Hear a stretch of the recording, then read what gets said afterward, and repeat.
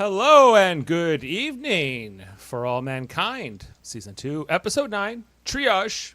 It's over, and it has been since 2021, but we're just getting started here in 2025 on Live Long and Podcast as we continue our mission to watch every episode of For All Mankind and talk all about it. Just like Ed suiting up for Pathfinder while his marriage crumbles, this host carries the burden of the duty and the ache of personal fallout. I am Dave Mader. And we have a great panel here to break it all down for you tonight. We're all like, who's that? No, I'm up top. I was like, this better Well, I not first be thought he me. was talking about you, and I'm like, broken marriage and everything? What? Well, not that part. I'm just suited up for the show. Okay.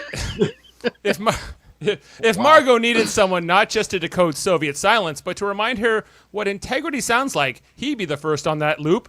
Unshaken by pressure, guided by principle, and never trading truth for expedience, it's Kevin Millard. Well, thank you, Dave. That's much nicer than what you said. I agree with all that. Well, thank you. Welcome, Kevin. Our next panelist, if when Karen's affair with Danny surfaces, it hits him like a failed docu maneuver. Quiet, jarring, and impossible to ignore. She helped raise him. Now he can't even look. To him, this is the graduate with no punchline. It's Jody Simpson. Technically, she helped raise him twice. Oh, no. Oh, no. Sorry, I had to take it. You did. I did set you up. That we know of. That we know of, yes. Well, they did yada yada. The details. I'm guessing with a young boy like that, with very inexperienced with the older ladies, I'm gonna have to go with once is the only time it's ever happened. He's only a first-year freshman at the academy. Yeah. Coming in next from Ottawa's diplomatic front lines, where nuclear whispers and shuttle launches collide, he'd flag that threat even before radar even blinks. Strategic foresight with Northern Steel. It's Adam Woodward. And he's muted. Now we can't hear him at all. No, we can't. Here, I'll make up his words. Just flap. I think Jody is the best. That's what that sounds like Adam. That sounds just like Adam impression. Absolutely. We need Adam. Well, No, maybe while Adam gets that under control, we'll bring in our next panelist. Just holler when we can hear you, Adam. With defection, sabotage, and lunar standoffs unfolding, she threads caution through chaos, even like Ellen Wilson through Jameson's corridors. It's Heather Narduzzi. I bring order to chaos. Welcome, All of Heather. these are spot on tonight. Thank you. Now, Jeff Mader not able to be with us, so we'll catch up with him next time. It's a shame that Jeff is not here tonight because this is the most Aleda-free episode. This was literally season. no Aleda. None. She had was one none look. in this. She made a look. Yeah. Oh, that's right. Yes. With No Bill. lines, just meaningful looks. No line. She was basically an extra in this episode. She's basically in a relationship with Bill now. Yeah. Dude. Let's get some static, everyone. No, I meant that we can't hear Adam still. I can hear like a high hum. I can't hear those frequencies. It's not. I don't know where it's coming from. It's That Jody. might be me. Is it me? It's a little, yeah. Okay. I do have a freezer behind me. That might be the problem. Might be Might have kicked giving off in. radiation by the sounds of it. Is it really bad? No, it's just distracting. Okay. Well, I think Adam's still trying to get unmuted there.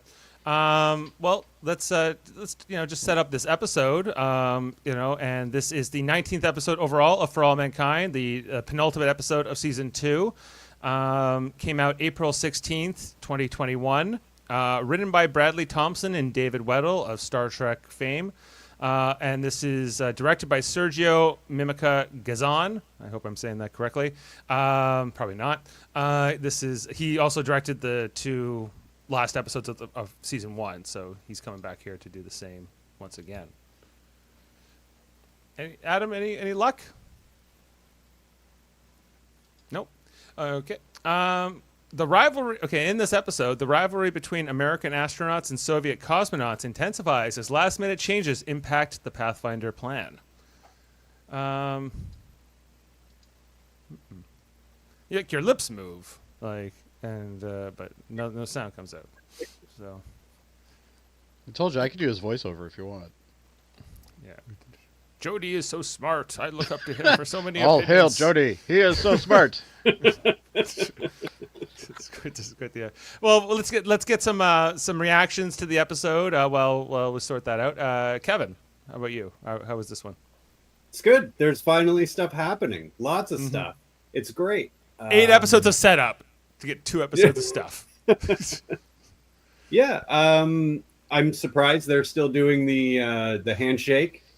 I can't wait to see how that turns out. About as good as the doctor's visit, I'm guessing. Yeah. Right. We've got Karen somehow still blaming Ed for what she did. That's great. Yes, and then Ed goes to have a little fling of himself, and then can't go through with it. Can't go through with it. Yeah, it's good. I wonder if Danny going to die in the in between. I think he might be the casualty. I think Ed might kill him. Well, I can't spoil anything, of course, and I've already made my thoughts very clear. But Karen does not divulge who she slept with to Ed. No. Yes. Which I think is a good idea. Now, before you came on, Dave, when we were backstage, Kevin did posit an interesting theory regarding Danny and Karen. Would you like to share with the class, Kevin? I don't know if I heard it. Sure. I am putting my money on that there is going to be a murder-suicide. And it's going to be Danny is going to snap and murder Karen. And then Interesting theory. Okay. But not if Ed gets to Danny first. Yeah. Right. Someone's going to die. Yeah. Yes. Well, I can't divulge anything, but I think Ed's just going to pussy out and he's not going to care. Oh, I don't know if you know Ed Baldwin very well yet, but he always cares. He's a grumpapuss, but he also bows down a lot more than he should. Yeah, well, like Number one, did you see that spaghetti sauce? I did. And Yeah, like that's right there. He was bowing down the man to has lost his Karen's will when he's willing to eat that. Opinions and whatever early in the season. Yeah, I'm not totally sure I understand Karen's arc in this season completely. I do and I don't, because I think her and Ed's marriage going this way, I think is it makes sense after season 1, but where they seem to be at this time in their life after moving past seemingly all that and raising Kelly, it's kind of a strain. It's a little bit of a I don't know, just unexpected, I guess, from my point of view, a little bit, but and she was the one who said, go back to NASA. And then she resents Ed for going to NASA, seemingly. And that seems to be another big motivator, but we'll get into that. Jody's title here, if you're listening on the audio version, it says Gordo's going to die. No, is his little No, display it's more name. like no. What about there could be other people dying? We don't know.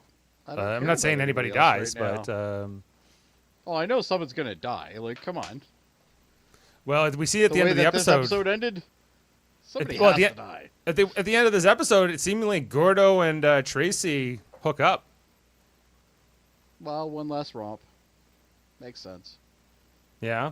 And somebody did die in this episode. The guy who got sucked out the window at the end. Gatos, Gatos. Oh, the cat.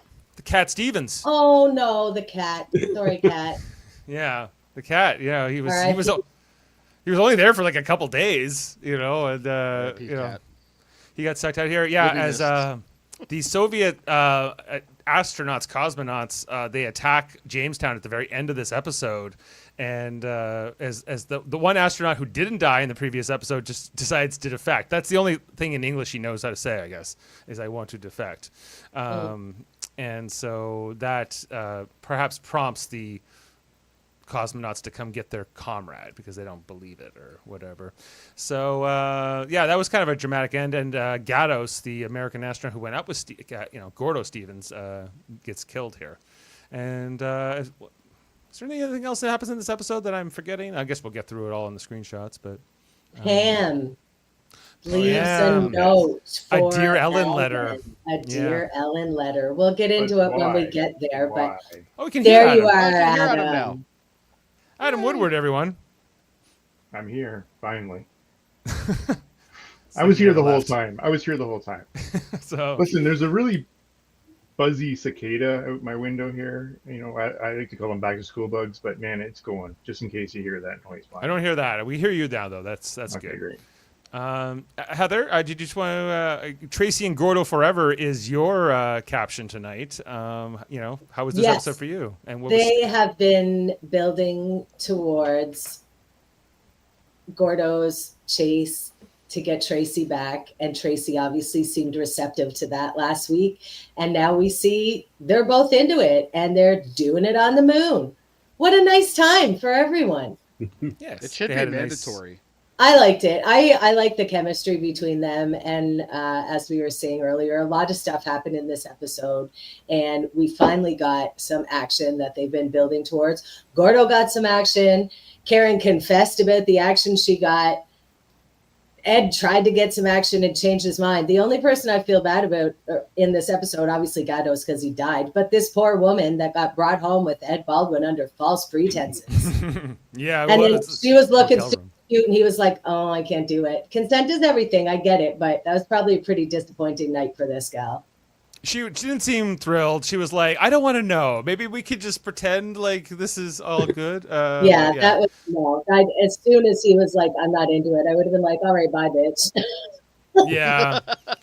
That was a whole thing, But that scene between them, I think, was well acted because even though Ed's super hurt and he's looking for somebody else to connect with, that scene was nowhere near as hot and as much chemistry as the last one we got between him and Karen.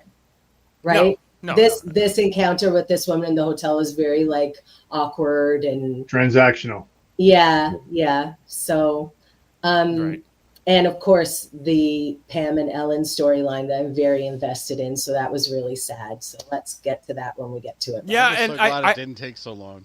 And on the Ellen and Pam and Larry, I guess, of it all, and I had forgotten that it's Pam that breaks it off with Ellen. Mm-hmm. I thought that it was more like Ellen went. My memory of it was foggy, and I was like, I thought Ellen left Pam to go for this job, but it's more like Pam. Oh yeah, you've seen ahead, haven't you? No, Pam did like a Harry and the Hendersons. She left Ellen for her own good and made up a lie about it. I need to go back to Blur. Whose name was Elise, we learned in this episode. I wrote it down so I wouldn't forget. Is that the girl that the girlfriend Pam was with before? Assuming Elise wants her back. I don't think that it's just a story. Absolutely, I agree. Yeah. Basically because Larry tells Ellen Pam rather, Larry, this conversation that happens in the episode, there's I forget his name, but I guess he's a real person. He's a real life person that Larry has that conversation in the kitchen with, and then Pam overhears that, and that Ellen has a legitimate chance to be like president one day, or like she's an up and coming like political, and that kind of really changes Pam's perception, for all kind. She doesn't express much out loud, but we can only kind of speculate as to how she's processing that kind of information, and deciding that this is better for them both, I guess, for them, I really hope there's one of those conversations happening right now about who can be a better president down the road for the Americans than Trump. Well, it couldn't get much worse, so it's hard, but I guess it could. They've been busy today. I know. Washington. So that's a whole other podcast. That's a whole other podcast. Yeah. Well, I just think that adds to the layers of selflessness for Pam to do this. Not only is she giving up her own happiness, she's doing it because this is what Ellen wants, but also because she would be a good president. It would be good for the people under Ellen, I think, is Pam's thinking, to speculate about that. So I don't know Right. if Ellen or Pam really know. Like Ellen is also pretty diehard. Like we're sending military into space. We're gonna she's playing the Reagan She's game jaded here. more now. But- She's a Republican. Yeah. So, However, she could be the first woman president. I mean, this is exciting. yeah, and well, she's like a war, like neocon, war hawkish kind of like Republican of the '80s, I guess, is how they're portraying Ellen to be, but super progressive too. Is like kind of her other dynamic, right? And then Well, I mean, let's face it. I mean, they would never have looked at a woman. What was her name? Walter Mondale's running mate. Olympia Dukakis. no, she's an actress. That's an actress. No, No, but it Dukakis was a Democrat. Hold on, I'll check it out here. Anyway, go ahead. Yeah. Anyway, well, yeah, let's get into the episode and run through the plot breakdown. And It is why we're here. It is why we're here. So, Makes sense. so the episode picks up where the last one left off after that one cosmonaut was burned to death inside of his suit, and the other one was wounded. So the one that's wounded here is being worked on by the physician here at Jamestown, and they're trying to save him. You know, they can't find the exit wound.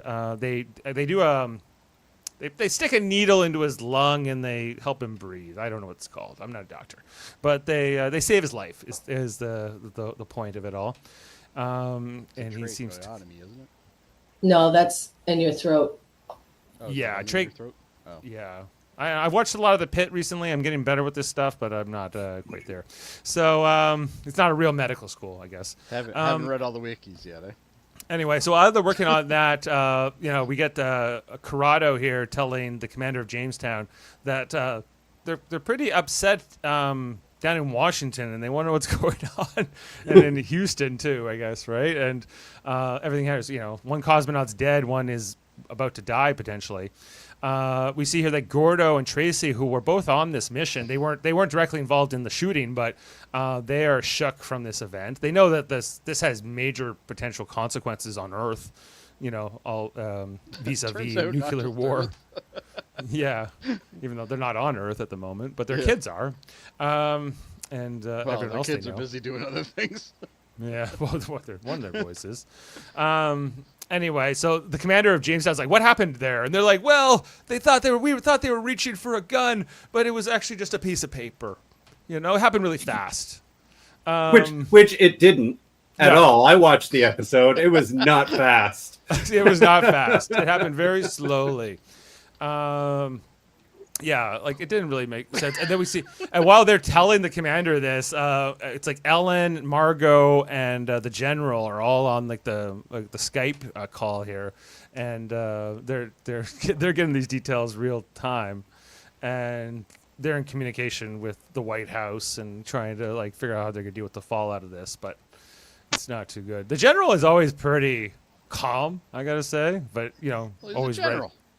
I guess this is I the would job want a description general. is as it That's is, calm. Yeah, it's probably a good thing to have on your resume. right? And so that they are that stuff's about to get real here. Potential, there could be major consequences from this, and that is like the teaser of the episode, and we get our title card, Triage, and credits, of course, and all that. And coming off of that, back at Jamestown, we see that the cosmonaut that has survived. He's in some kind of a coma, or he's not conscious at least. And the one who shot him, Webster, Major Webster, she's feeling really pretty bad about it. Quite guilty over the whole thing. Well, her It career's was in the shitter. it There's was no the way cur- that's gonna happen. yeah, it was the colonel who shot the other guy who burned to death. But it could have happened to either of them really, because as they explain in the episode later that because the it's pure oxygen, it's not just air like the oxygen nitrogen mix that we are used to breathing. Therefore, when the bullet came through, it could have had a spark, and then it ignites the oxygen, which is flammable, and that's what happened to the other cosmonaut. We see here that Tracy, quite shooken from the experience of all this and dealing with what the potential fallout is. Gordo consoling her. We see her hand shaking and like, when does it go away? And Gordo knows a little bit about post-traumatic stress and dealing with just your demons and those kinds of things. And he's able to comfort Trace a bit here, and try to help her as much as he can. He takes her hand and says, "Don't worry about the shaking. It's when you start seeing ants that you're really in trouble." Yeah. And then you tell your best friend the ants are real, and then he gets all mad at you and calls you a baby. So that's how it goes. And then he makes you get shot down over shot down over an ocean. Yeah. Back on Earth, they're watching here on the TV in Houston, like a TV of the UN, where the Russian or Soviet ambassadors, I think saying I had that TV. Yeah, it looks familiar. It's even got the is it on cable or it would be just rabbit ears at this point, antennas? No, cable would be in place at that point. Yeah. It reminds me of like when the teacher would be hungover or something when you were in grade school, and the teacher would wheel in the TV on the cart, so you could watch a VHS tape. So guess what, everyone? It's movie day.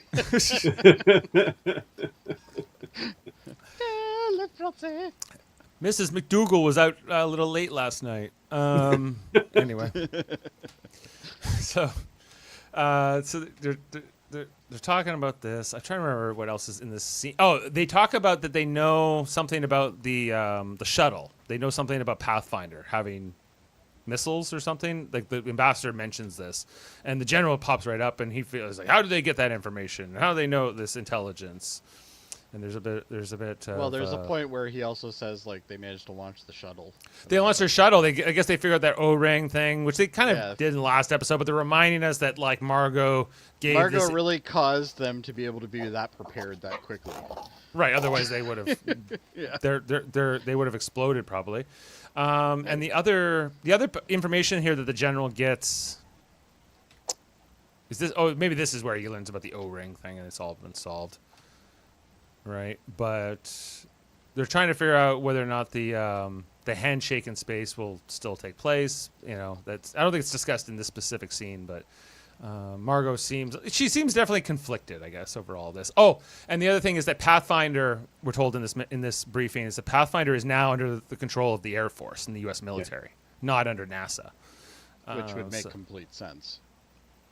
Yeah, but it's a weaponized aircraft. Right, and they're going to take orders from the Department of Defense in this case. So, then we see here that they have launched. Can I ask a question? Yeah, sure. In this whole escalation, who thinks like here or the Russians because they took the drilling in charge? Like who started this? Who started what? This escalation up in the moon. I'd say the Russians. Well, they came spying, and they did take the drilling site. They did take their drilling site, and we saw that like the first time that Ed 10 years ago caught them messing with their site. Yeah. So that's what I mean. They had come over to the site, and that was the first incursion of either one to the other's agreed upon site kind of thing. But also, there's no territory on the moon. Nobody owns the moon. You can go do whatever you want. There are no laws, technically.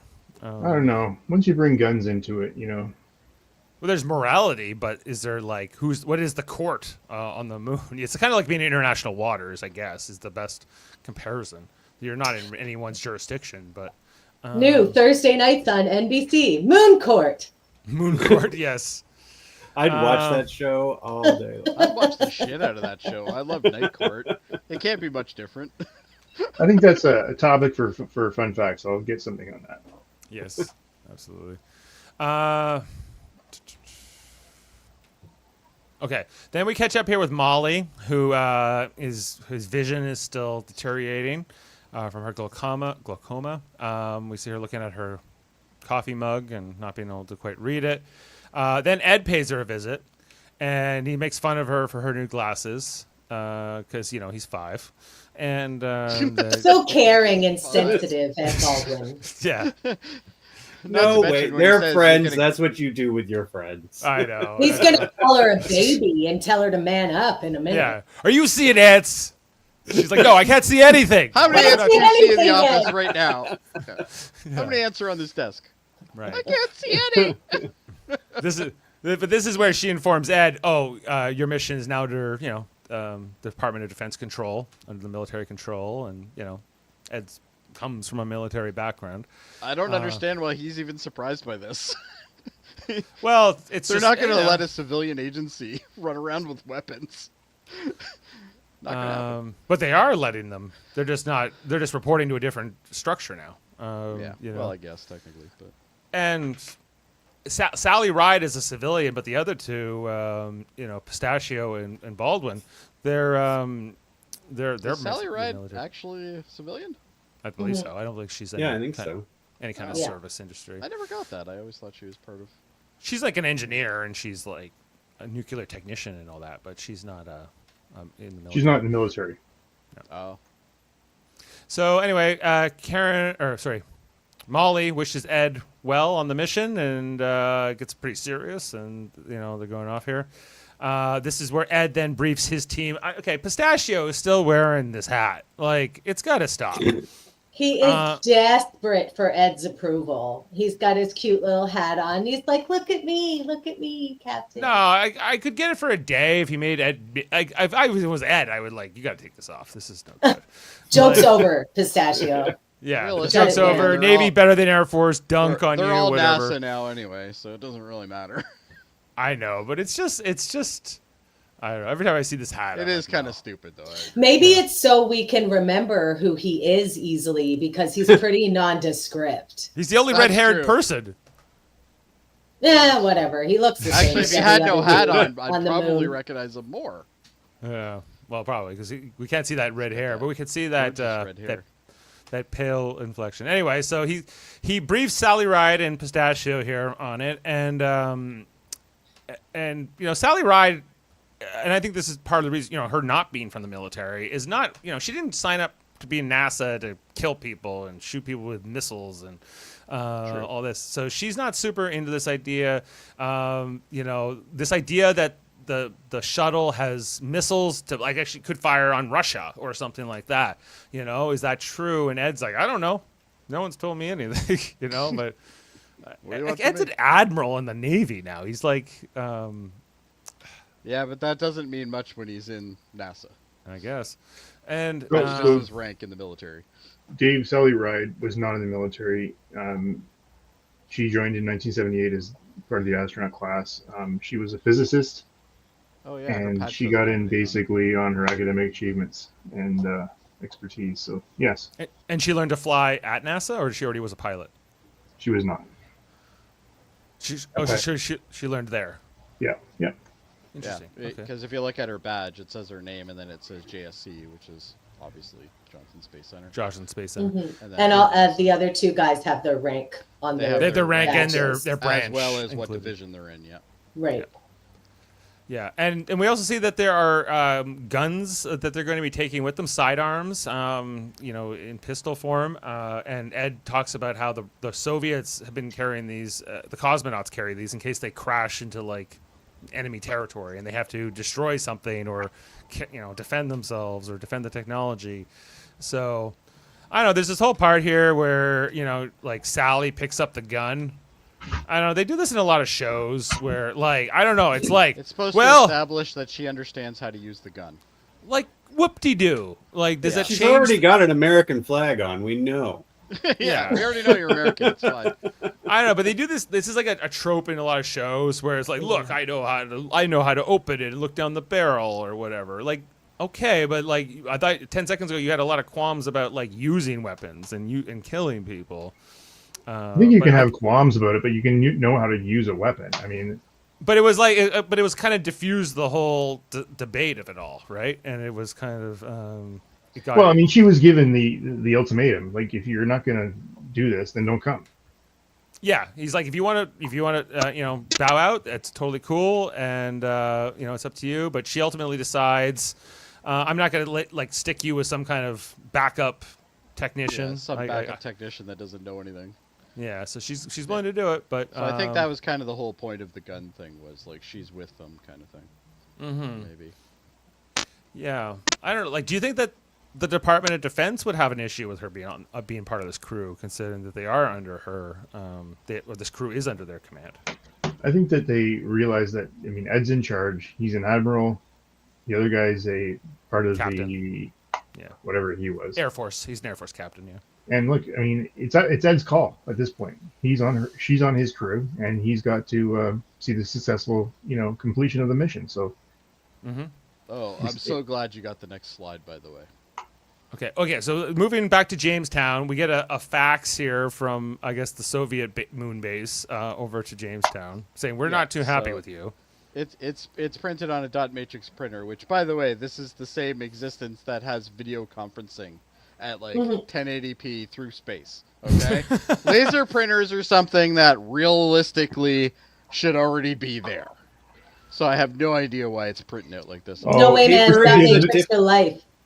Jody, it's to give the nostalgia to people like me who love that sound. I remember I I grew had up one of with these this printers. sound, and I still don't like it. I remember I used to print things on paint on this thing, and it would if you made something red, it would come out in like a weird pattern and stuff. And anyway, nostalgia for the dot matrix days, everyone. But the message is what is of substance here, and. Corrado, who I guess is like basic, he's not the Linus anymore, but he's basically like the Gopher. He's like the, in the Muppets, Scooter. That's stage manager. He's a stage manager. That's what he feels like to be here. And he brings over the message to the commander of the base, say that they're not too happy, that they want their people back. And he was like, tell them to talk through the chain of command. Russians get that kind of thing, But at this point, correct me if I'm wrong, but at this point, the guy is still in a coma, so he hasn't said yet that he wants to defect. Correct. No. Okay? Yeah. So at this point, why aren't they just handing over the guy? Because they don't think he can be moved safely in his condition. It's not their call. Well, they think it is. Yeah, it shouldn't be, though. But anyway. Wow. Cold War. Right. Anyway, then we go to Molly, who is leaving JSC, I guess, here to meet up with her husband, Wayne. Wayne looking fly as hell in these wide lapels. Love it. Very fly for a white guy, for sure. Yes. And we find out that Molly is planning to go on some kind of questionable surgery in Mexico from a not so well reviewed doctor, perhaps, who might be selling her a false hope. This idea of not just slowing the glaucoma down, but also curing it outright and reversing it, so that she can. Can I ask you guys a question about Wayne? All right. Yeah. Wayne seems to be like the guy that they keep giving plot holes to fill them. Why does he know anything about this? Because his parents are doctors. Or his his father. dad was a doctor. He went to medical school for a while. Yes. Great. You know what? You know how much my kids know about how to set up a bloody web server?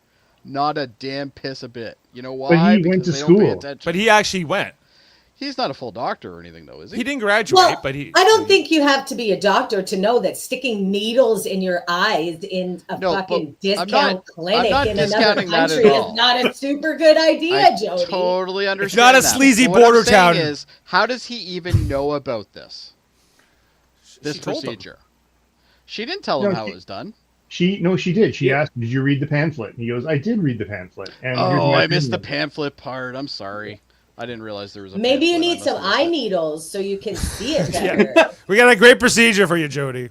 It's gonna work well. It's not in a sleazy border town. Only 25 grand at the end of the day. Yeah, but Molly's In she's 80s money. Oh boy. she's not too nice to Wayne here. Wayne, of course, concerned about this radical treatment, you might say. And then he was like, my father. He kind of brings that up, and she starts talking about him and his father being part of the medical establishment and orthodoxy or something of that nature. Yeah. And that it's the alternative medicine. It's because the profit model is what keeps these great miracle cures from being used. is what we're told here, or at least what Molly believes. She's talking nonsense. Can you go back a screenshot? One more. She's talking nonsense here, but Her? she looks so beautiful. Oh yeah, always looks good. She's Molly. gorge. Anyway, she then decides she's gonna drive, which I don't think was advisable. But they're go here. I think every time she has the glasses on, she's good. Mm-hmm. Yeah. She can fly planes with those things on.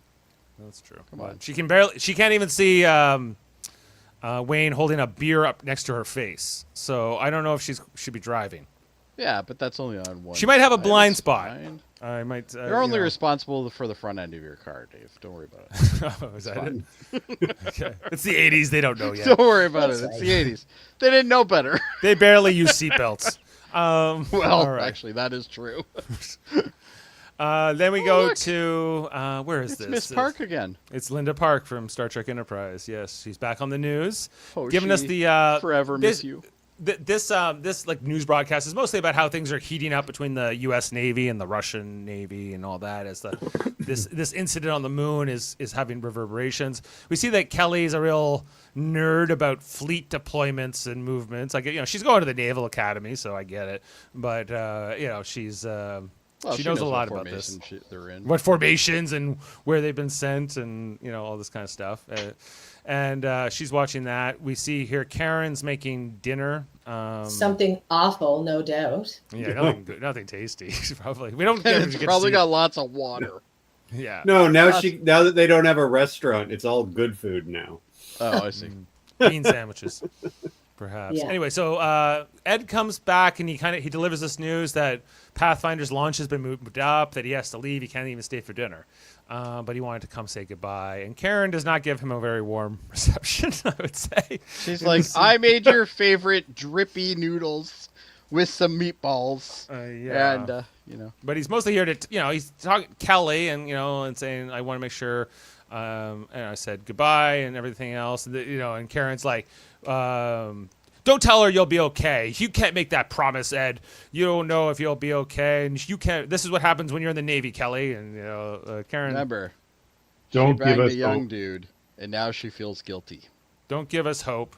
And Ed's just like, well, That's what it is. she's correct. I cannot promise anything, but I'm feeling good about my crew and my ship and those kinds of things and everything else. Ed's a little perplexed because I don't know if we've had a scene with Ed and Karen since their sex scene, right? Like when she came home after the first kiss with Danny.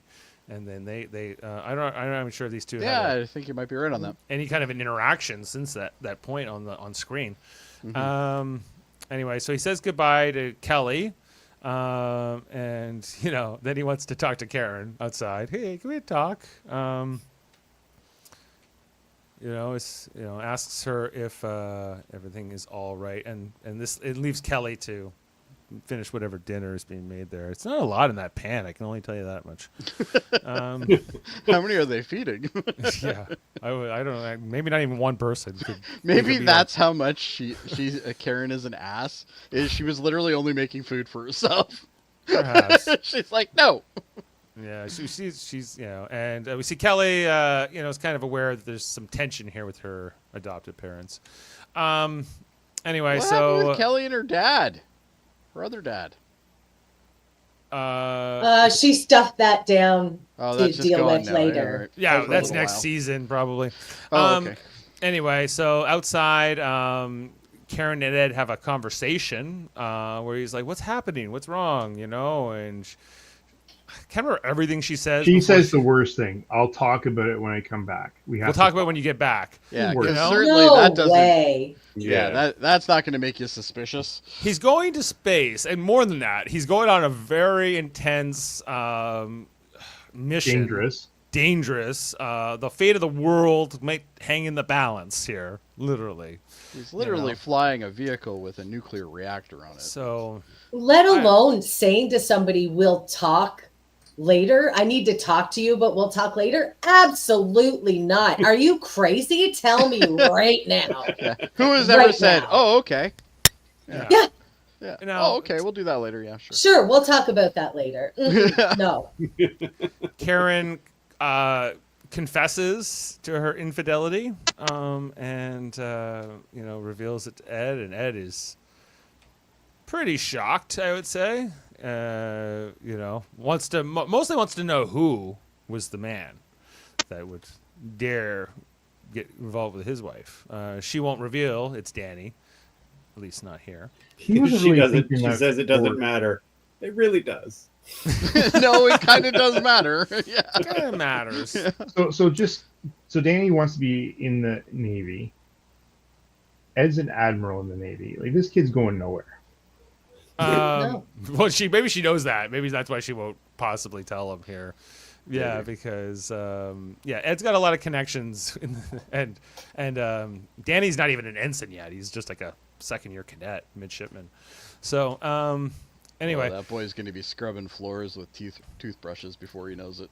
right? And Ed asks her, like, do you want to stay in this marriage? Does our marriage still matter to you? And she kind of says, I don't know. And he's very upset by all this. Like, this was probably the worst conversation to have with anybody before they're gonna have to fly off on a dangerous mission. I would It's think. And just Fight the standing Russians on the period. moon. Fight And Russians like on the moon. standing out in the driveway too, like Yeah, all the neighbors have already heard it now. Karen. And the fact that like he brought up this fact to her, like the only reason I think she even tells him here is because he says like we promised each other no secrets anymore, because she didn't Yeah. tell when Shane died right away. Like there was that delay before she finally. Well, I guess it was after he died, but before she knew for sure, like he had been hit by the car and he was definitely Yeah.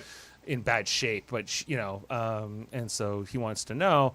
But this answer that she doesn't know what she wants, she doesn't know. She says, let's go to counseling. And he says, what, so that we can expedite the ending of this all? We see Kelly watching from the window, seeing this. Am this I supposed to argument feel bad for Karen? play. Or Kelly? Or Karen? Karen, not Kelly. I don't know. I guess. I think that, like, I think I don't think. Karen's come to the realization that she has been supporting Ed all along. And I think when she said a few episodes ago, I can't remember where it was, but she can't do this anymore. Mhm. Know where he's going to come back or not come back. And I think that it must be brutal on her. Ed is exactly how she described him. Everything is fine. Everything will work out. He's very aloof. And that's the way they present him is, yes, he's got a temper, but that sort of has gone aside for the last part of the season. Mhm. He plays golf. He's got the best desk job ever. Now he's going to space again. It's Yeah, and he only went, like, he was going to do the desk job and not ever make her worry again, right? Yeah. But then she's like, no, you're not truly happy unless you're flying. So I want you to go back and do it. But now that just is expedited the end of their relationship, seemingly. I'm just right, confused with her writing. I don't know if I'm supposed to like her or supposed to not like her in this scenario. I think. Well, I I don't feel know. bad for both of them. I don't think we're supposed It to, like, sucks no matter what. But I don't know if we're truly supposed to have like a good guy and a bad guy here. Like, I don't know if it's that Maybe. simple. I think that they both have their perspectives, but I Well, think they flat out they're both say, in a I lot of think wrong. in this conversation, they say, we exist in the gray. It's not black and white.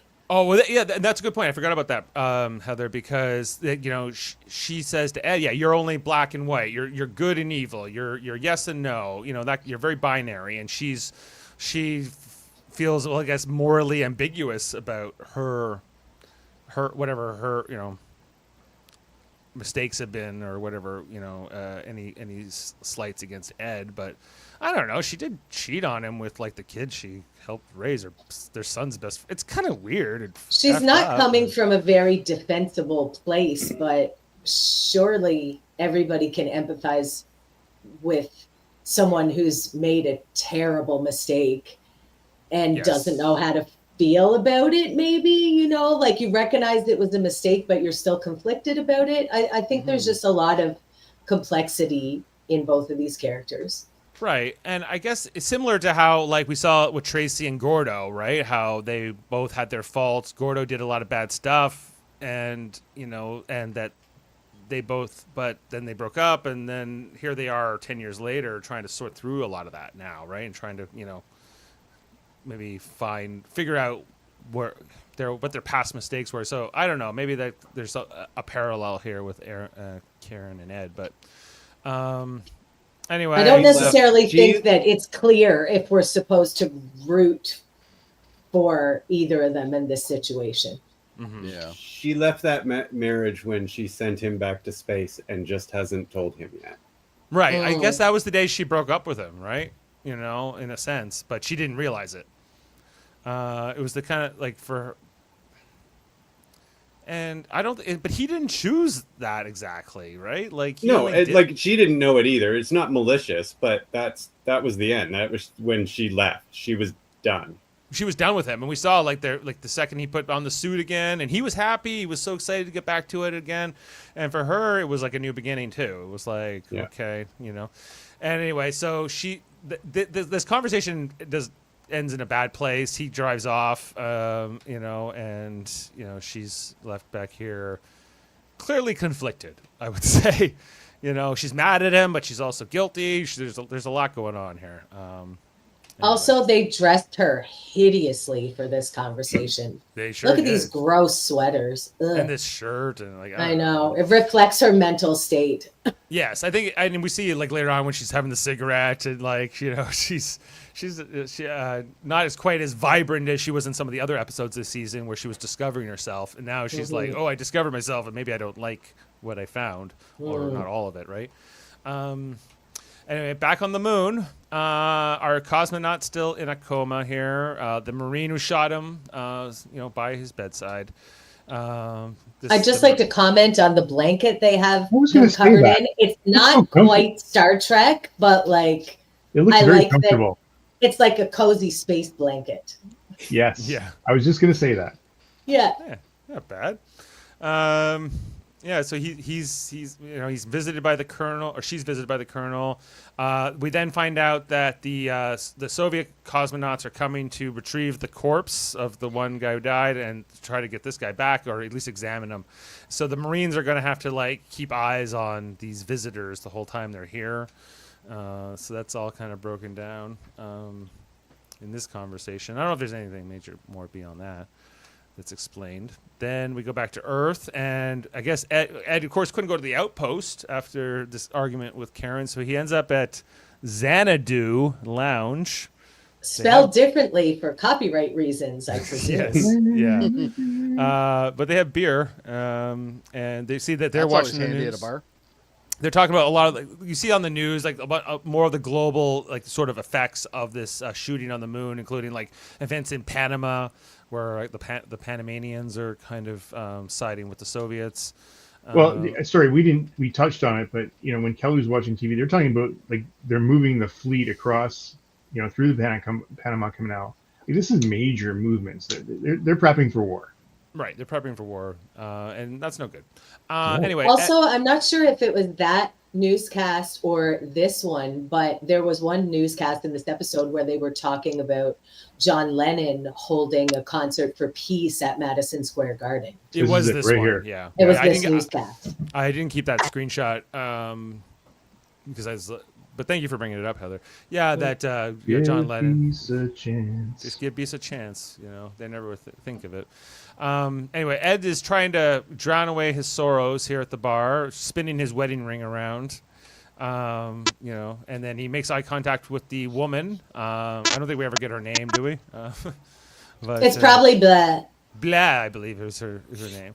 Not a lot said here. Just some eye I don't know if there's anything said actually. Just some eye contact and like a hello as he gets poured a drink. That was all you needed in the 80s. Yeah, it's Just like, eye contact across the bar. I guess he bought her a drink, and then he apparently turned the charm on. We're told you know, so. But He looks very charming here. yeah, you know, what woman would resist this guy? He's super hot though, for real. Well, he's in pretty good shape, and naturally hairless, perhaps. You know, Time for some awkward attempted sex. yeah, because there's a kind of just a quick cut to this motel room or wherever we are. Wait, it's and- not supposed to look like that all the time? Yeah. Oh man, no wonder why my wife's so pissed off. Pants on, Jody. That's how they like it. always on. Anyway, they're kissing, they're making out, but then Ed kind of gets weird, and he's like, "Oh, I'm not into this. I'm not feeling it." And he kind of has Don't to even have my back up. pants off. Yeah, I have don't. my pants off yet. I don't even know how to take my pants off, and Karen always does that for me. and she wants this to work. She was like, he bought me a drink, and he's in good shape, and and he was like, she's first she says, oh, you're probably recently divorced. You still have like the mark on your finger and whatever, but I don't need to know. Let's get at her here. And he's like, no, I am still married and whatever and blah blah blah, and she's. And she still gives him one more chance after he says that too. She's like, well, let's just pretend we don't know any of this. Basically. Yeah, I don't need to know, but he doesn't go. She's not out looking for a husband. She doesn't give a shit. Yeah. Right. So I don't know. I feel like they even did this scene. I was like, oh, I forgot about this again, and I was like that Ed went out for a potential revenge affair, but then couldn't do it. But does this make Karen more sympathetic in the position, as for the audience, that he was considering at least to do the same thing? I don't know. Oh, they're both fucked up. Yeah, well, that's true. Anyway, so then back at Jamestown, the Soviet cosmonauts are here, and they're very happy to see the Americans. Yeah, why don't you put the one who shot him right in the middle there? So that's the first face he sees. Yeah. Save some rocket fuel and shake hands. Yeah, just do it right here. Be done. There's the bald guy. Just save NASA billions. There's the bald guy and the doctor. And they have their little introductions here, but it's pretty icy, Well, I would say. Bald guy was like the commander, right? Yeah, I think he's he's meant to be the commander or something like that. They say he's a colonel, and they tell him he has to sit his butt down right here. He's not allowed to go. Only the doctor is allowed to go examine the wounded guy, the guy in the coma. That looks so uncomfortable. Yeah, couldn't even get him like wheel him over a chair or something. Well, there is a cushion there though, so I guess maybe it comes. Yeah. In. I don't know. So he waits. The doctor comes through here. We offered him a cup of coffee, by the way. They did offer him coffee. I like how the Soviet doctor was just berating everyone in the base and saying, "You're all a bunch of jerks. You should be tried for international crimes." Whatever. Well, he's not totally wrong. No. He's not totally wrong, but time and place, doctor. The trained Marines, for some strange reason, shot a guy who didn't have a gun in hut. But they're only trained for that. Happened very fast, Jody. Very fast. Very fast. Very fast, according to Kevin. Not so much. Then back in Houston, we see that there's the Sea Dragon launch is happening at 1:35 p.m. From Guam. They're getting ready for that. We're 30 miles off the coast of Guam, to be precise.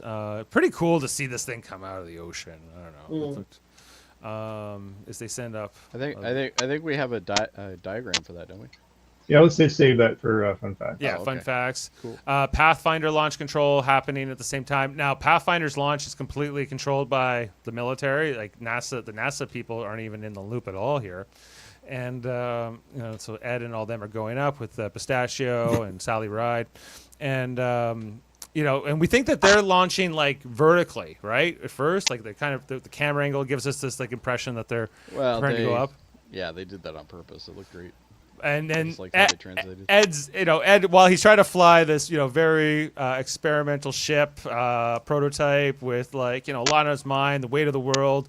There's missiles and everything else, but he's also dealing with what's in his mind with Karen and on their argument and everything that they said to each other in the driveway. So that's on his mind, and maybe the woman in the motel room as well. But anyway, they're going along here, and then finally we see that they change the perspective, that they're not actually going vertical, they are horizontal. As Pathfinder, we see, is mounted on top of an air jet here, some kind Look great.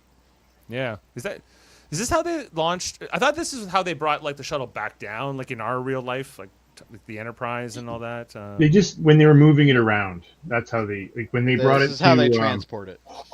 Yeah, Because when it didn't have like its own landing gear and everything. No. So it landed in like the west. So- Which I can't remember the name of the Air Force base, but it landed in the west.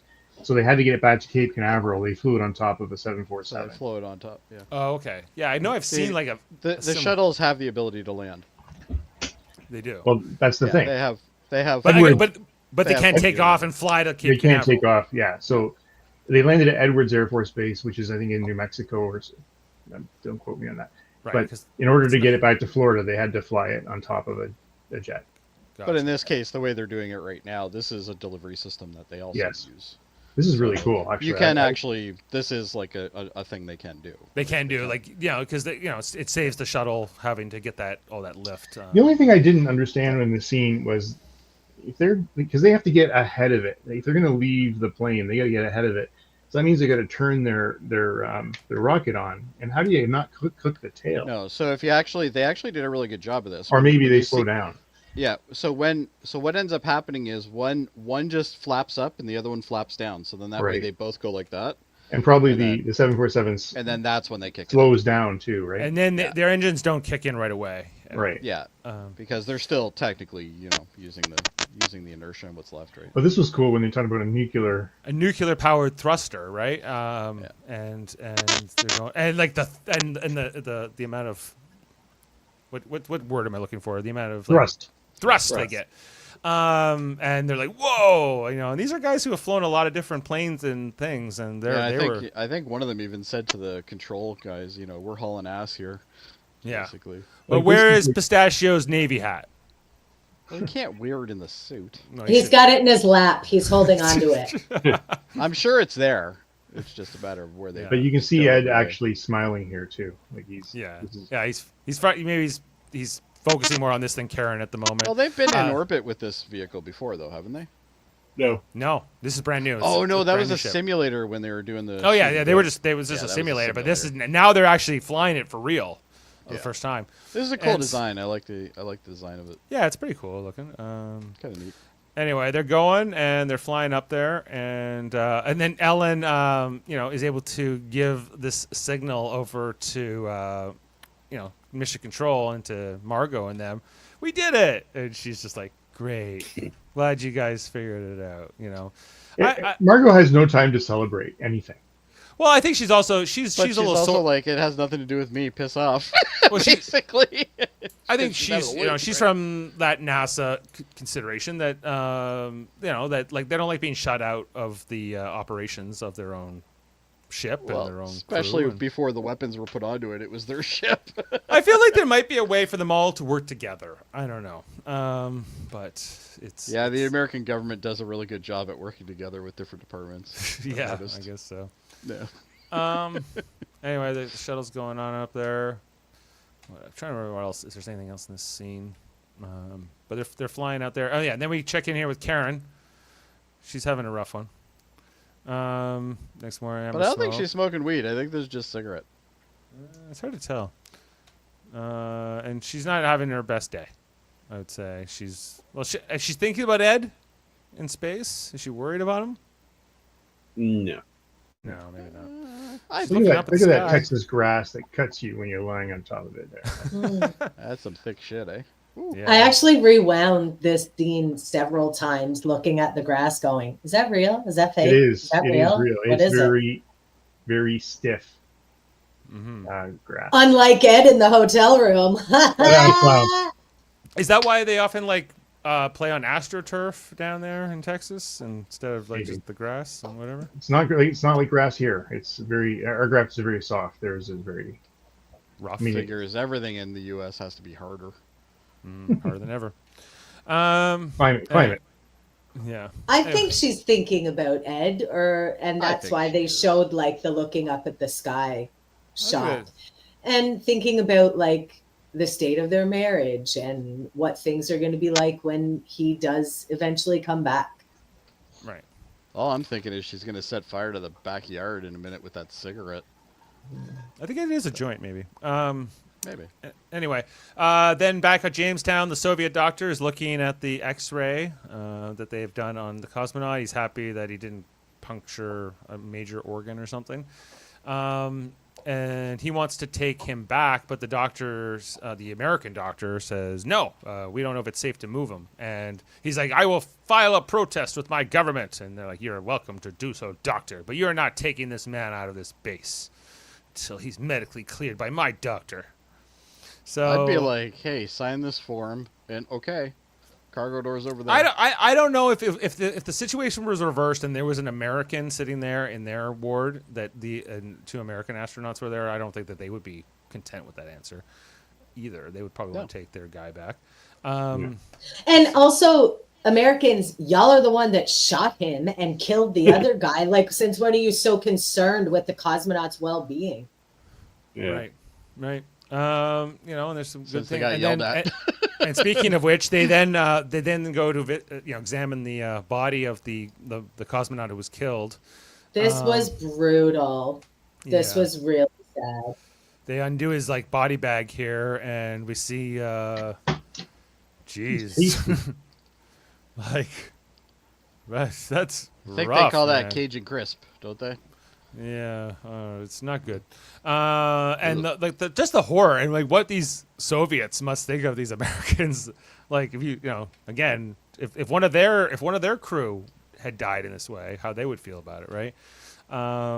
And they would, not so well, right? So there's this part where you will not touch him, you will not go near him, and the anger here from the commander is very understandable. That they're going to deal with the it actor all. that plays this commander, I think, is fantastic. Yeah, he was good. And they get out. Do you think they should have warned him before instead of letting him open the body bag and see it and then be like, so we think a bullet made a spark and he burned to death. So Yeah. sorry. about Whoops. that. But, we said, hey, stop what you're doing in English, or I guess they were speaking some Russian, and then they reached for a piece of paper, so we had to shoot them. What can you do? They could have just put a sticker on there that said extra crispy and called it a day, but they didn't. That Anyway. poor fella, sad. Yeah, there's just imagine seeing that. Ooh, Yeah. that would kill you. back. We go with them back to Earth. We get a phone This call. phone with the I think my ashtray friend had that built in, A+, love it. Oh yeah, I it actually is. think my friend had one of these. Yeah, with the Yeah. answering machine and all that. We see here Molly's on the phone, leaving a message here for Wayne because she's about to go to the next procedure, I guess, and then Wayne comes in the door. And she says, "Oh, you're home. Well, I'm off to." She tells him a lie that she's going somewhere else, but she's actually going for the medical procedure. Money's like, and you drained our bank account. Yeah, is that why funny you enough, took the a money bunch you of need money is what's out, like missing. 10 grand out or 15, whatever it was, and. I feel if yeah. she really thought she was trying to deceive him, she would have come up with a different number. Right. I Yeah, think no, she she just was. didn't I don't care. think she was trying to deceive him. She was just doing what she wanted to do, and consequences be damned. And I love this scene. I thought it was so good. Wayne has been so loving and supportive of her, and he absolutely was like, "I will be gone if you do this. If This- you I'm go to not doing this, I will not be here when you get back." If And you- she you know. thinks No. he's kidding too, which is Yeah. even more interesting. And then she's like, "I've been to the moon. I've been flung off rockets by tethers and everything else, and you're too scared. And to you couldn't watch it." even watch. You she couldn't even says. watch. You couldn't even Yeah. watch. Yeah, it's a pretty. Well, you're not cool- going to be able to watch anything after they put the needles in your eyes either, Molly. Yeah, but he's Never know. pleading with She her. might have got right? healed. And he's like, "Yes, I never know. supported you through all that because I'm madly in love with you, and I don't like you going to the moon, but I support you. But this I cannot support you in. This is too far. This is the couple that I honestly thought I wouldn't give a flying damn about. And yet I think it turned out to be one of the better relationships in this show. They have the healthiest relationship on the show. Right. Yeah. And Molly, she's very, she's got her faults, but she's also, this identity as an astronaut is so important to her. And I think Wayne understands that, but he's like, no, you can't. So she decides, okay, I'm leaving. I'm going off to do it. And Wayne says, okay, well, I guess that's going to be it. So we'll come back to that. And then back on the moon, we see Major Webster here. She's looking at My Military Missile, which is like a religious Like book. a prayer book. A prayer book for Yeah. soldiers. So she's looking at that as she sits by the side of the Soviet who's still in the coma, and then she's walking she's looking out the door for some reason, and then he wakes up. He goes, "Where am I? Am I in Zveda or whatever it's called? The Soviet Zvezda. Zvezda. I can never say it. She's like, "No, you're with Americans. Aren't you happy?" And you think at this point he's gonna freak, or he's Right, gonna right. at least not be too happy. The guy who couldn't say any English to stop them from shooting him earlier now can say, "I would like to defect." That's a good point. I never thought. You know, if he could have just said like one word before, maybe they could have stopped from being shot. But who knows? But they That's a good couldn't, point. even if he could speak English, am I mistaken in saying that they couldn't hear the cosmonauts on their comms anyway? No, they could hear. They could hear. They each could other. hear because They could hear switched them. over to their comms. Yeah. Okay. But these were apparently the only two cosmonauts who had no English Right. whatsoever. Okay, I remember. And if they're up in an area where they know that there's English speaking people there, Mhm. perhaps you would send up somebody who had at least a basic knowledge. Right. quite- And also, if the only English thing you know how to say is, "I want to defect," surely that would have stopped them from shooting you. right. That's a good point. One. Not too. to mention, Yeah. they man. they could have added like a Marine to this group who had Russian training, like who already spoke Russian. It would Yeah. it would Absolutely, same some- way. Yeah. a certain percentage of these astronauts should speak Russian just for this kind of scenario where they're going Or to have send Marines that are properly trained that don't shoot people who are holding paper. all the above. I think we can I think all do of both. those could have been a win. Yeah. Anyway, he says he wants to defect, and then we see Ellen, Margot, and the general talking about it back on Earth. They're like, "Well, I talked to the president, and he wants to defect, and he's allowed to defect." Now, Adam, you might remember more of those days where there were people defecting. Did anyone ever defect to the Soviet Union, like the other way, or was it was always to the West, right? Oswald. What's that? What's his name? The guy who shot Kennedy. He Harvey defected. Oswald. Lee Oswald. Harvey Oswald. Oh yeah, Defected. well he was yeah, that's true, but he got shot by Jack Ruby in the end, so I guess it didn't take. Well, he defected and then decided I'm coming back, which was kind Yeah, of weird. Right, But as an assassin. Yeah, true. Anyway, so Margot's not too thrilled with this idea that they're going to keep the Soviet cosmonaut in Jamestown. She's not super into this. And then they have the conversation about Apollo Soyuz and whether they're going to still do it. And Ellen was going to recommend it be canceled, but Margot kind of talks her into trying to keep it going because, or just that's how you'll know it will be sort of a canary in the coal mine kind of a thing. You'll know how bad it is really, like how close we are to World War III, based on whether they want to go through with the launch or not. We see Danielle and her crewmate getting like suited up, as we saw Gordo getting suited up in the previous mission. Oh, Morrison is his name. Thank you. Name tag. Thank you, name tag. Yeah. And then we see, Danielle is told she can't have her wedding ring from Clayton, her late husband. For the launch, she should have given this over. So she takes it off and hands it over. She'll get it back, but there's a certain sadness to it. Well, and it's then either that or spark yourself up in space. That might not be a good idea either. True. And I like this. I like this little mission patch for Apollo Soyuz in English, and then in Russian it's Soyuz Apollo.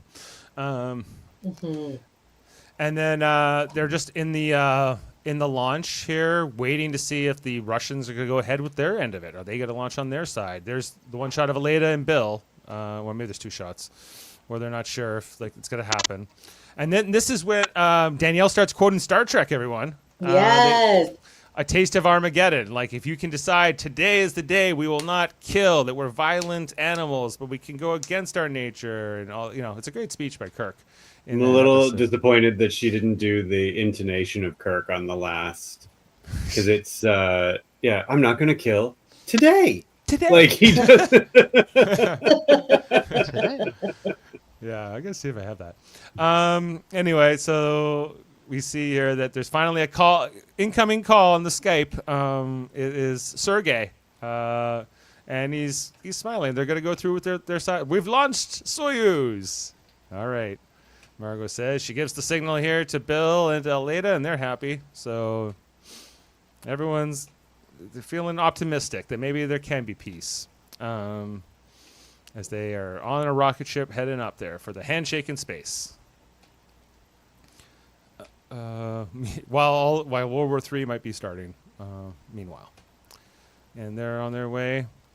We then see Molly, who's down at, I guess this is Houston, I guess, where she's about to take off or like head out for a jet. And she gets, I like the way this is shot. I like the direction Very of, much, you know, she gets right to the threshold of the hangar here, and she's Very gonna go out symbolic.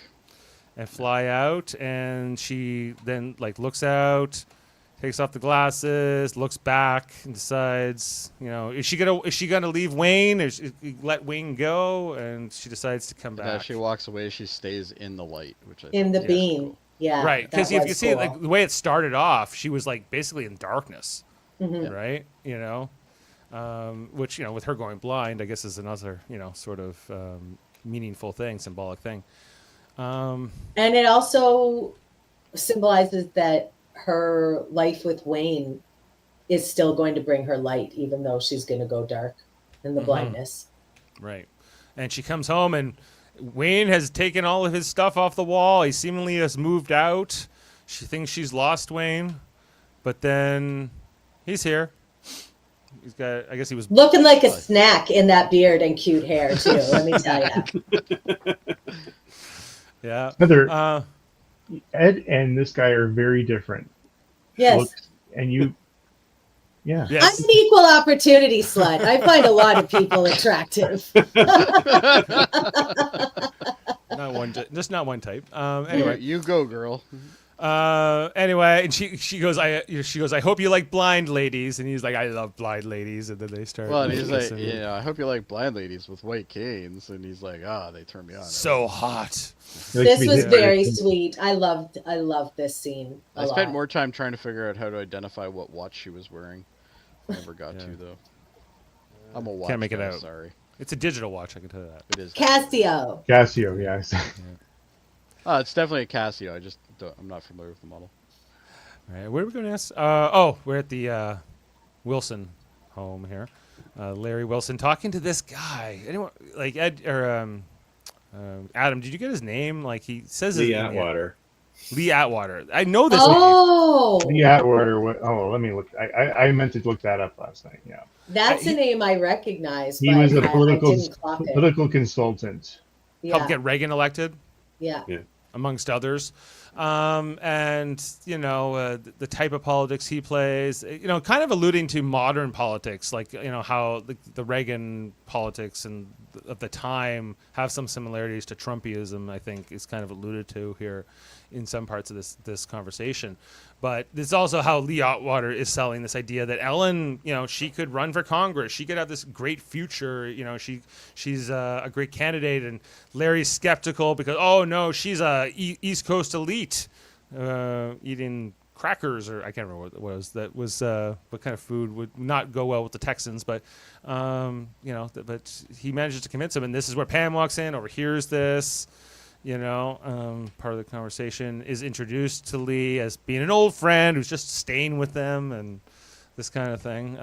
You know, the true nature of it explained. And then there's a sit down here with Pam and Larry where, you know, she's like, is that really true? Could Ellen, you know, really do all those things? And Larry's like, yep. And I think the easy thing here could have been that, like, Larry had somehow sabotaged their relationship. I think that would have been maybe like what some writers might have made that choice. But I think he doesn't really do that here at all. You know, He does choose not to tell Ellen when she comes home and finds the note from Pam. He doesn't disclose anything else to her about Pam had overheard this conversation. They talked about it. She knows about all of this, you know, like, I think Larry would know in this situation that. You think he should have put it together? Maybe he did, and then he kept that part from her. Maybe you're right. Maybe I didn't consider that. I read it as that because in this conversation with Atwater, it's not outright said, but it's certainly implied that however far Ellen goes, Larry will be along for the ride, and Larry will be the man behind the woman. Yes. Because this guy is appealing to Larry, not Ellen, the candidate herself. True. Right? Right. So Larry's got a lot to lose by supporting Pam and Ellen's relationship. That's true, and we kind of knew that, and that like the first time Ellen told Larry, he didn't take it super well. But on the other hand, he, by the end of the conversation, he came around and said, "Okay, I'll give you whatever you want. I can't stop you, Ellen." At the end of the day, but on the other hand, and I don't think that Larry maliciously is preventing them from being together, but I also think that he's going along with it by inertia. This is going to be good for me, so I'm not going to do anything to stop it. absolutely, he has his own ambitions, and he's using Ellen to a certain degree to further his own life, and whatever. And like Larry and Ellen have their arrangement, I guess, but for Ellen, all she wanted was Pam, and we hear the letter, she's going back to Elise, Blaise, and how broken up, and this is where Larry comes in. He doesn't know, but then she tells him, and he's he's like, "I'm so sorry," and she's crying on his shoulder, and very sad, Maybe that's how the other one felt when Pam left. I would say so. I hope Pam doesn't even have the audacity to go back to Elise and be like, "So I use you as an excuse because Ellen is gonna run for Congress. So do you want to get back together, or what do you think?" No. I would Elise. You can do better, Elise. Come on. I hope Elise did whatever the '80s equivalent of blocking her is. Yeah, moving to another town, I guess. Unlisting your phone number. Unlisting your phone number, I guess, was the. Yeah, that's it exactly. And Never turn off to your be found pager. again. Yeah. Back at Jamestown, we got Tracy here going for her nightly smoke in like the back hatch or whatever, checking if the coast is clear. Getting her thing, and then all of a sudden, as she's heading to that room, she hears some music. And who is it? It's Gordo coming from backstage, I guess. What song was he singing? Does anyone remember? He was. Oh, I don't remember. it was Sinatra, but I can't remember. It was Sinatra. Okay, and he's Sinatra. and she's, "What are you doing? What are you, And then he has wine that he smuggled up in a mouthwash bottle, because I guess you get to bring your own mouthwash. At least that's what he says where he smuggled it from. Maybe it was up his butt, like a bag or something. Could have been his prison pocket. Yeah, I smuggled this up my ass. But I don't know if that's actually what he did. It was kind of funny when I mentioned it, but when you said that made it funny. Anyway, she doesn't like the taste of it. I wonder why. So Gordo seems to like it. I'm stopping at this point because I know what I'm going to say. Yeah, Gordo seems to like it more than he liked that fancy glass of wine that Sam gave him from Thomas Jefferson or whatever. Anyway, he's like, I'm no expectations, Trace, just feelings, and there's some romance going on with these two once again. And she invites him. She's like, all of this to bum a smoke. The prison wine, one of the two. Yeah. Right. Well, so are you gonna come on in, or I'm gonna come? I think I'm gonna come somewhere. I think he says, or I can't remember the exact line, but it was, that Classy, was Gordo. That was not classy at all. No. I know because I laughed. Yeah. So it wasn't. Could classy. they be the first two people to have sex on the moon? I don't. No way. Oh, man. They've had At a this moon point- base up there for a long time. No, people are totally. I'm doing pretty it up sure there. Gordo and Ed might have had an extra night one day. Yeah, at least a little old fashioned. Gordo like- added some ants, and okay. He saw some ants Right. on somebody else's things. Anyway, they're Let's having call all it kinds of fun in the hatch. Meanwhile, back in the mission control section of Jamestown, they're getting the new nuclear reactor back online, getting the rods put in. We see Gatos, the guy who came up with Gordo's here, and there's some other guy also present as they're getting that online. So while they're doing this, is anybody like, oh, this is going to be like Apollo 11, and they're going to stir the tanks, and all of a sudden something's going to blow up? Oh, because That's where I was going originally. Right. Because why are they showing us this fallopian tube diagram? What's going to go wrong here? I never even thought of that, but okay. Well, maybe that's just where my mind goes. I don't know. Anyway, It's like a Rorschach test. Anyway, so then this one guy, he looks out the window and he's like, "Oh, why is that Soviet cosmonaut Why standing is he outside of booting me? Why is he booting me out the window? That's weird." And then we see he pulls out a gun. And he takes forever to pull up the gun, based on the physics. Happens so fast. Yeah, It happens so fast. Kevin's version of so fast. But, it's like he pulls up the gun and the guy the entire time is still standing there looking at him. He should have been looking for his English to Russian translation card. Well, no, that's the reason why he got shot at. Was Like, because do you he feel held like it up. the military aspect of this that they didn't see this guy coming at all? Like they Well, didn't see you'd him, think they would have some sort of sensor system. or a camera that can see somebody a camera coming. would be easy to do, yeah. Yeah, the fact that he got this close, like into their perimeter without unchallenged. They can transmit live video from the moon to Earth, no problem. I'm pretty sure they have a hard time putting it 50 feet. I guess. So maybe Anyway, that's because why they don't have them. This was always plausible that a Soviet could just walk up one day and shoot at their Absolutely. base, right? Anyway, so then we see he takes a shot, the window cracks, but then he takes a second shot and he breaches it, and then we have decompression in the main command section of the. So here. I don't think decompression would last this long. No, it's usually faster in most space things. We see that the commander, he's in his office, he's like sleeping, and then his door gets like slammed shut, so he can't open it. So, but Which and probably then- turns out to be a good thing. yeah, as we see like all kinds of debris and papers and things are getting sucked out. They're trying to hold on, and eventually, there's a lot of chaos here. They should go Somebody's get some going of to have those to go egg outside things. and clean up all of that moon garbage soon. Mhm. That's true.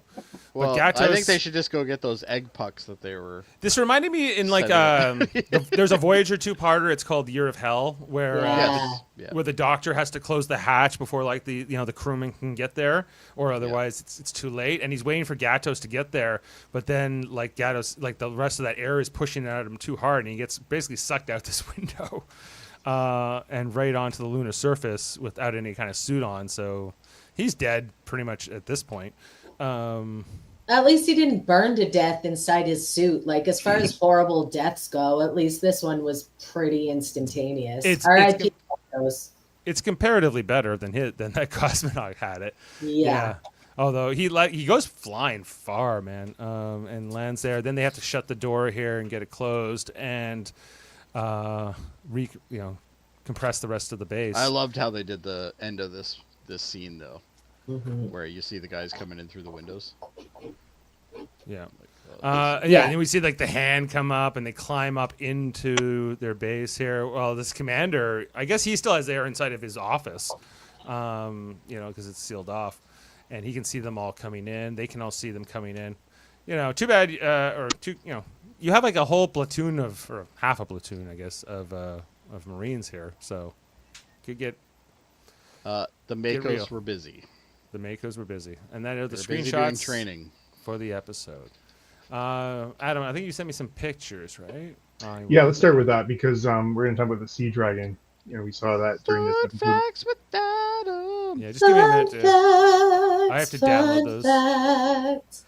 Oh, she does it better, for sure. Mm-hmm. Okay, let's Just get on. with it. driving Kevin to drink. Yeah, if you, So- Jody, you can just set up the banner. All that stuff. Sure. I'll get Let's this. get I can going. do that. Hold on here. It's this one. All right, go ahead, Heather. Fun facts with Adam. The facts are fun. I like that. There you go. They are That was fun. good. Sometimes they're not. Sometimes they're not. But let's get going. So let's talk about the Sea Dragon because I thought that was pretty cool. We did talk about it a couple weeks ago. However, I thought it was great. Let's bring it Sorry. back. So, Dave, you got a couple pictures that I sent. Okay. Yes, sir. All right. So in 1962, they came up with this concept for the Sea Dragon, and it was really, at this point, NASA's like going crazy. Like, what can we do? Let's start a base. We got to get stuff up there. It's got to be a bigger rocket than the Apollo. So why I chose this picture real quick here is this is the vehicle assembly building at Cape Canaveral. So remember, this is where they put the Apollo rockets together in that building and then wheel them out. Those gray doors there sort of retract up, and then the rocket would come out of there. Now, just to give you a concept of how big the Sea Dragon would be, it's almost a quarter bigger than the building itself. So just Yeah, amazing. and you see the cars that are parked there and below, and But the when scale of that. you think about the Apollo rockets or the Saturn rockets, were just huge anyway, and it dwarfs them. Right. So let's talk Should've about painted this. this to So look the like a idea pencil. was that this rocket would be in the South Pacific, and because it was so big, they would actually roll it out on its side, load it that way, so they could load it, when it was horizontal, laying on the water. And once it was ready and loaded, they would basically shift ballast, and the thing would sink down just below the surface and then launch from there. With the idea that this would be cheaper to launch than, I guess, a land-based launch because of the size of it, but also just You don't cheaper. need the tower, right? That's the other. You don't need the Hell of a tower. lot safer too, probably. Stability's there, yeah, but also just the amount of cargo this thing could carry would be dramatically bigger. Look, there's a perfect example of how big the Saturn is compared to it underneath that horizontal picture. And think Saturn of the fish V. fry afterwards. Right. That'd be And cool. how much when this launches, because I know that for the Saturn V, for instance, only this top, I don't know, 10% or 20% maybe gets, turned into the module. The rest falls back down to Earth, right? How much of this Sea Dragon would sort of be the same thing? So they were saying that the design would incorporate part of it would come back to Earth and be reused, which was, they didn't get to that until Probably the shuttle from was. the S and up. Probably. yes, part right. up? Yeah. There's only this part? Okay, cool. But anyway, pretty was- cool. Yeah. Very cool. Some other stuff. So, your question about defectors. There was several defectors to the Soviet Union during, lots of time. But I was just reading a few. There was most of them have to deal with they were spying for the Soviet Union, spent time in the U.S., were converted, and then came home. Either were Americans that came to the Soviet Union, or were Russians that became citizens and then went back. But there was a guy named Arthur Adams who was a spy and basically passed on information about the Manhattan Project to the Soviet Union. Once he was identified, he was quickly got out of the country and went to the Soviet Union. There was a husband and wife team named Lona Cohen and Morris Cohen. They were, again, trying to smuggle out atomic bomb designs out of Los Alamos, and basically were communist activists. And basically, once they were caught, they were smuggled out as well. Another guy named Oscar Saborar, who was an engineer. He was just basically atomic spy for the U.S. So these were all spies looking to pass on information to the Soviets. So they were all taken in. And then, of course, we had Mr. Oswald, who went over, and he just had idealistic differences about the Americans and believed in the communist system and wanted to live there. Now, there's a huge conspiracy theory about this guy, but anyway, he lived over there for several years as well. Actually got married and brought his wife back to the United States from Russia. Right. Okay. So, but this guy, I would be suspicious of some defectors, because how do you know they're just spies who want to get in good with you? Yeah, I think that it probably takes a long time. Then there's this whole immigration. There was a lot of Americans and Canadians who immigrated to the Soviet Union. I don't think they're defectors. They just went to live there. But I don't really. I go live in the Soviet Union. No, I guess it's more I think defections when you you turn around on your government and join a hostile government. As a move. Okay, so let's talk about decompression. I was curious about this, and so we've all seen what happens in airplanes and through the media and movies and whatnot. But so in this case, they were talking about that really what happens is depending on the size of the hole, which can be obviously expanded as debris goes through it. But there was a guy named Landis who was talking about this in a 747. If anybody sitting next to the hole would have about a half a ton of force pulling them towards that hole. And there was actually 2 confirmed cases where people were blown through that passenger window. Now imagine the size of that thing, and you're going through that. It's like getting, I don't know, every bone. That's like the I size of my bet they head. didn't live. No, one did live and one died. Oof. But You she ain't died. living after that's happened, though. I don't know if you'd want to survive that. Yeah. Yeah. And so what happens when you're exposed to a vacuum?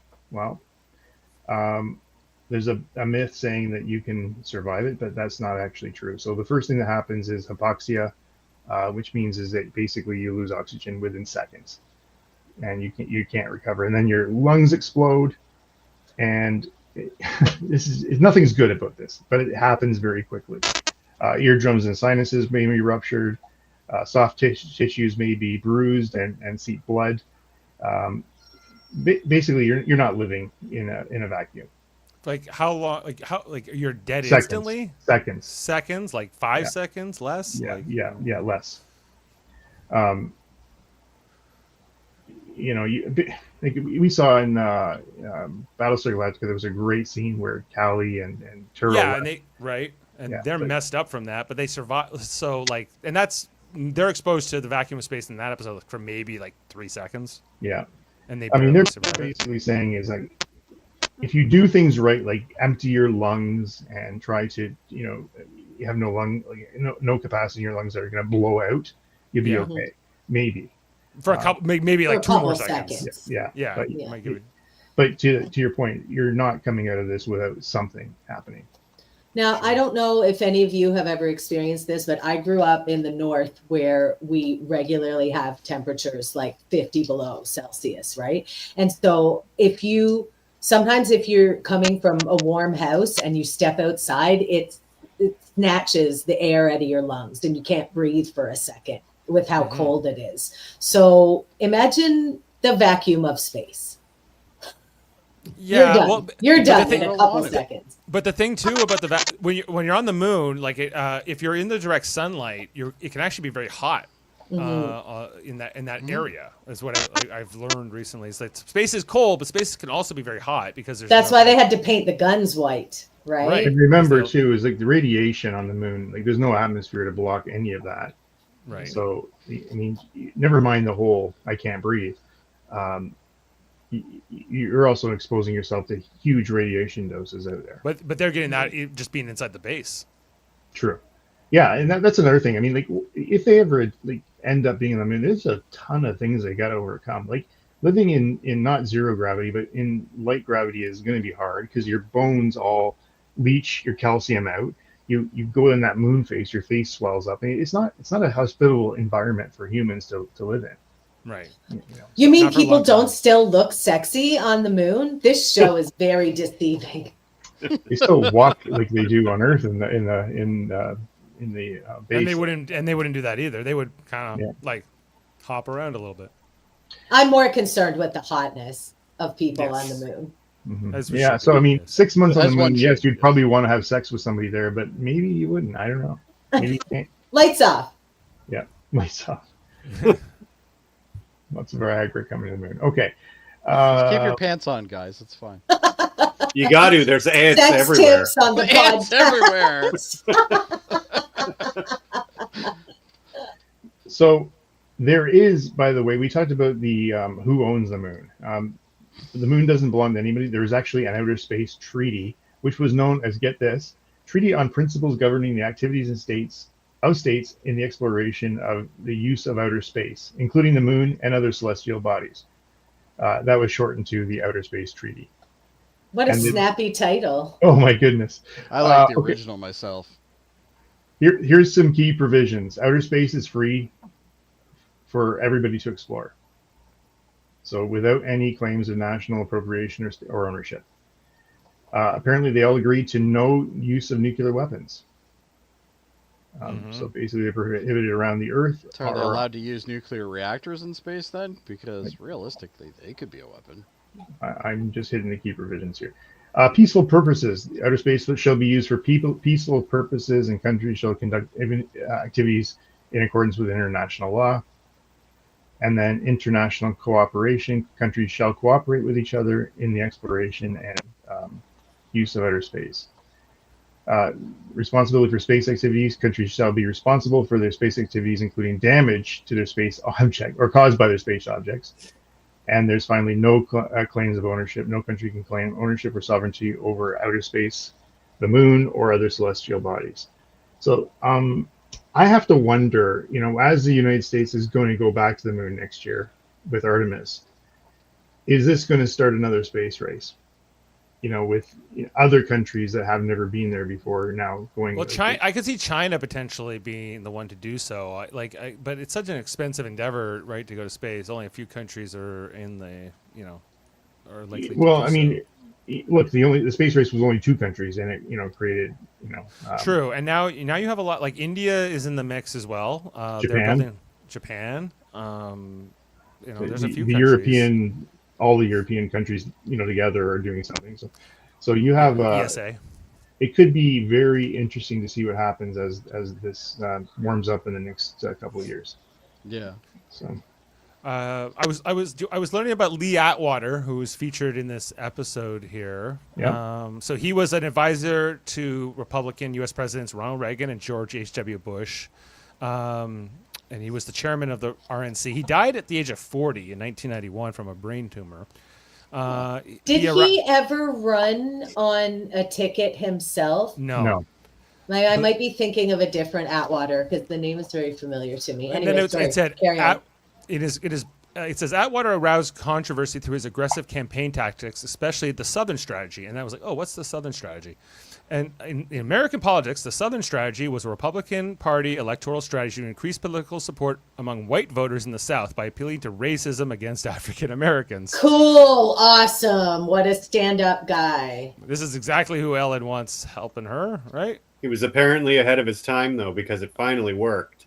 Yeah. It did work, though. He got Reagan and Bush nominated and elected. Yeah. True. And because I remember, because Bill Clinton came from Arkansas, he was he was before that era of that all the Southerners went anti-Democrat, and they pretty much became the red wave in the 2000 election. Anyway, some history and some fun facts on American political history. Here's another one. In 1984, where Reagan was going for a second term, Walter Mondale was a Democratic candidate and announced Geraldine Ferrero as his running mate. So she was the actual first female running mate for vice president back in 1984. Geraldine Ferrero. Yeah. And it was a powerful signal to all Americans. There's no doors we can't unlock, blah, blah, blah. And, it wasn't until... Again, that when was it? 2011, when Sarah Palin was John McCain's running mate. Thank you, John McCain's running mate. Exactly. And then Kamala Harris was eventually elected vice president. You consider that Hillary Clinton back in 2016 was running for president. Mm-hmm. True. So. I just wanted to quickly compare the real Lee Atwater. This is the actor we saw, and this is the real guy. It's pretty good. Yeah, that's not bad. Mm-hmm. But they failed to really nail this 80s helmet hair, that I think is kind of lost. They're trying their best here. Yeah, I think they did all right. I just think it was in a dark environment, right? So they should have made him blonder. Yeah, this guy with a side comb over. Mm-hmm. So hideous. The men too, with their haircuts in this era. Okay, let's. Any more fun facts, Adam? Let's rate this sucker. Let's rate her. All right, let's get this down and bring in our ratings. All right. We want to start with Heather tonight. This was a 9 for me. I loved this episode. A lot of moving parts, a lot of things happening, and we're set up for the season finale. I'm into it. 9. Okay. Kevin? Same for me. 9. It was great. 9 from Kevin. Yeah, I'd say this is a 9 for me too. Good episode. Adam? I'll stick with you guys. 9. And Jody. I'm going to do 8.9. 8.9, okay. Yeah. Jody, why can't you just go with a freaking 9? I don't conform. You should know this by now. Yeah. Well, that's our highest rating so far this season. You can move mine to a 9, by the way. I was going for a 9. It's okay. Leave it there. The average is still 9. It's completely Jody. The panel he insists subtracted a 1/10 of a point for the lack of a Leda. Or he added it. No, I added for that. Yeah. So this has an 8.7 on IMDb. Jeff so will be a 10 because there's like no Elite in this. So, Oh, True, you still like- saw her. You still saw her. He saw it, that's but she true. said nothing. So, so she didn't. 9 then. Yeah. Okay, so we're averaging, of course, a 9, although, it's probably like 8.999 or something with Jody's thing. 8.7 IMDb. This is also the highest He rated ruins episode everything. so far. And yeah, that is the conclusion for Triage, which, as they're continuing this medical assistance, trying to I stop have the a feeling bleeding. Next week, I'm going to be wearing my veil for the funeral for Gordo. You feel like Gordo's like I think they're Gordo's other. dying on this. Do you think other characters are safe? No. What do you think about Kevin's Danny Karen murder Suey? I think it's Theory. unlikely in the show, but I'm not. I'm gonna starting rule to it think out that either. this is going to happen for real. She's baiting you. This might be Well- the first show I've ever guessed. We're heading into the season finale of season 2 next week. It's called The Gray. You know how Ed doesn't like living in the gray. He's gonna have to. He's gonna have to decide whether they shoot Gordo or they shoot Tracy, and he's gonna pick the wrong one. Damn it! Well, That's we won't Jody's give it- call, and I can't make a prediction because I've already watched the episode, but I will say I'm very excited for all of you who haven't seen it to see it and discuss it next week because I loved it. Yeah, the finale is killer. It's like all these things Screw that we've you been guys. bored Now I'm gonna by. have to go watch it. They finally pay off in like the finale. Like it all comes together. So This is my Sunday thing. I'm not getting to it till then. Okay, well, we don't want to get you too excited, Adam. So, all right, Okay. it's okay. And then you'll find out Saturday. So, anyway, that's looking ahead. Also on this channel every Thursday. Well, normally we have episodes of Star Trek: The Next Generation, but we are on hiatus right now as we're covering season 3 of Strange New Worlds. And this Thursday it is episode 6. It is titled "The Salat Who Ate Its Tail," and it looks like it's going to be a Spock and Kirk kind So of it's episode. an even numbered episode, which means it's going to be a filler episode. Okay, got it. Is that the Strange New Worlds? That's where I'm at now. Yep. Okay, well, check out that on Thursday. We'll be talking all about that. I think that's. But most importantly, no matter if it's an odd or even episode number, everyone is always hot on Strange New World. they do that. That's well. true. Yeah, they, That's true. they don't. They are not in short supply of hotness over on that. No. Well, they're not on the moon. No. They have gravity. No. Already.